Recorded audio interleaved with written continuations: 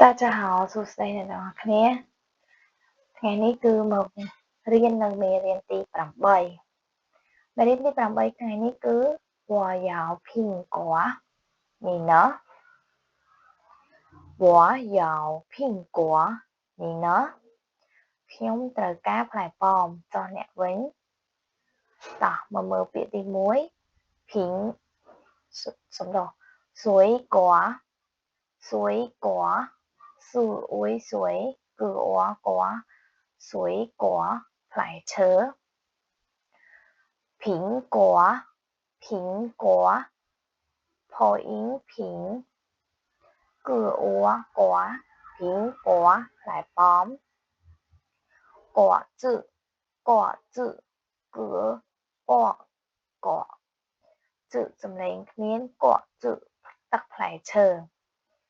汽水汽水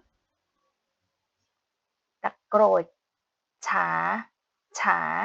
តែយ៉ាវយ៉ាវត្រូវការណ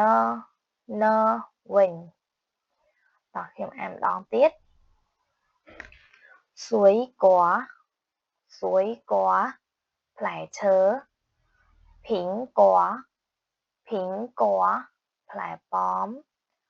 果子果子ទឹកផ្លែឈើ汽水汽水ទឹកក្រូចឆាឆាតែយ៉ាវយ៉ាវត្រូវការណាវិញតោះមកមើលប្រយោគវិញម្ដងប្រយោគទី1你要什么你要什么តើអ្នកត្រូវការអ្វី你要什么តើអ្នកត្រូវការអ្វី你要水果吗你要水果吗តើអ្នកត្រូវការផ្លែឈើមែនទេប្រយោគទី3我要苹果我要苹果你呢ខ្ញុំត្រូវការផ្លែប៉ោមចុះអ្នកវិញប្រយោគទី4我不要苹果我不要苹果ខ្ញុំមិនត្រូវការផ្លែប៉ោមទេខ្ញុំមិនត្រូវការផ្លែប៉ោមទេចាខ្ញុំសូមអានម្ដងទៀត